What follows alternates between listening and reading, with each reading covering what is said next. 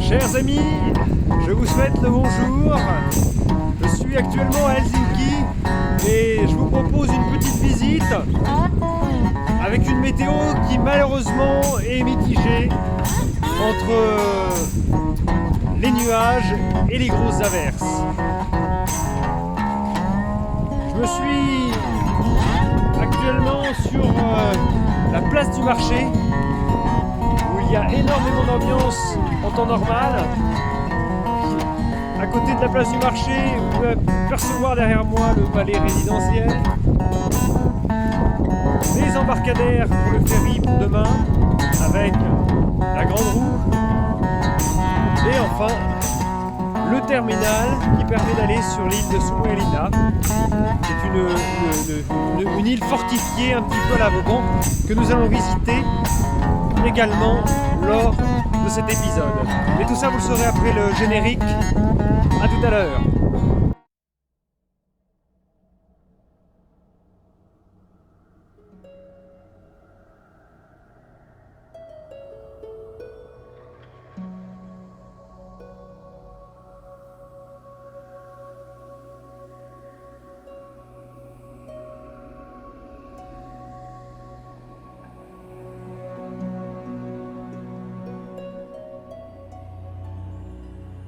Chers amis, après avoir parcouru plus de 1000 km dans les forêts finlandaises, me voilà arrivé dans la capitale de la Finlande, Helsinki.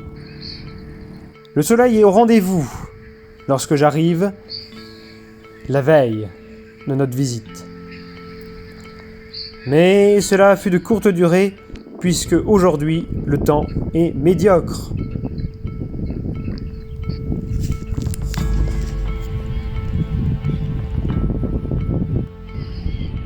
Cela dit, la capitale est une ville où il fait bon vivre. Il y a énormément d'espaces naturels, des parcs, une multitude d'îles, des statues. L'ensemble architectural de la ville est de style empire. Nous allons commencer notre visite avec les églises. La première est la cathédrale Upsanki. Cette église orthodoxe est la plus grande d'Europe occidentale, et avec ses coupoles, dorées l'un des témoignages les plus évidents de l'influence de la Russie sur l'histoire de la Finlande.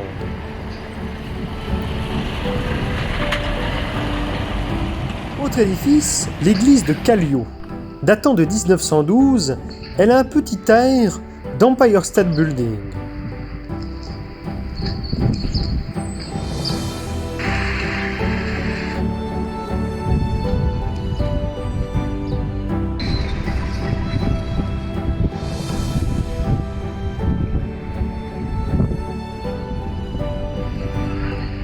Enfin, la cathédrale Tuomiokirkko de 1852, conçue par Engel, cette église est l'un des sites phares les plus connus de Helsinki.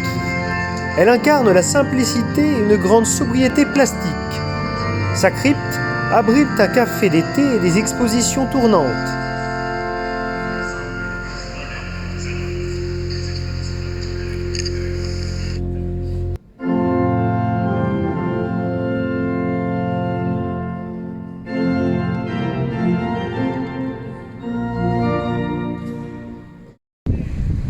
Alors je vous propose maintenant de visiter la Bibliothèque nationale de Helsinki qui est juste derrière moi. Vous allez voir à l'intérieur, c'est digne d'un rêve de bibliothécaire.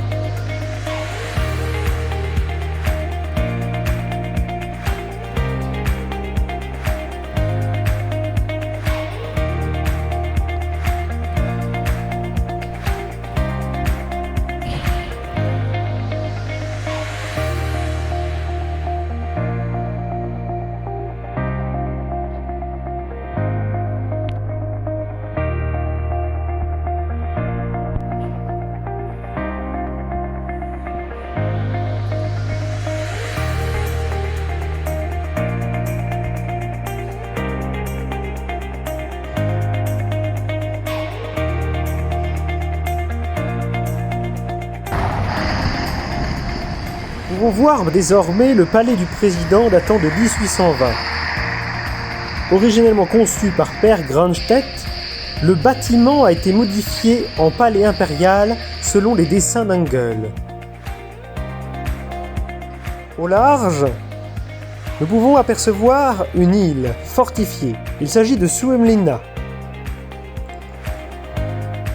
On peut l'apparenter au style Vauban. Alors du coup, je n'ai pas pu accéder à l'île de la cité fortifiée parce qu'ils m'ont demandé un forfait vélo que je n'avais pas. Et en plus de ça, on est limité dans le temps. Donc vu le temps, comment ça pleut, etc. Bon, je me suis replié sur une autre île, qui est l'île en fait aux 1000 cabanes. Nous allons essayer de voir ça ensemble. Puis bon, après on va se rentrer parce que là vraiment ça devient désagréable. Ce musée à ciel ouvert permet de découvrir l'évolution des maisons rurales et des infrastructures du 19e siècle. À l'instar de notre ancienne vidéo sur le musée au parc. Je vais en profiter pour vous exposer un bref historique de Helsinki. En 1550, le roi de Suède, Gustav Vasa, va fonder la ville à l'embouchure de la Vanta, sur la baie de la vieille ville. Mais à ce moment-là, ce n'est pas une capitale. Elle deviendra capitale seulement en 1812. Et une capitale nationale en 1917 lors de l'ascension de la Finlande à l'indépendance de Helsinki. Alors Helsinki est-il la ville des capitales? Capitale culturelle de l'Europe, mais aussi capitale mondiale du design en 2012. Elle voit aussi en 1952 les Jeux Olympiques.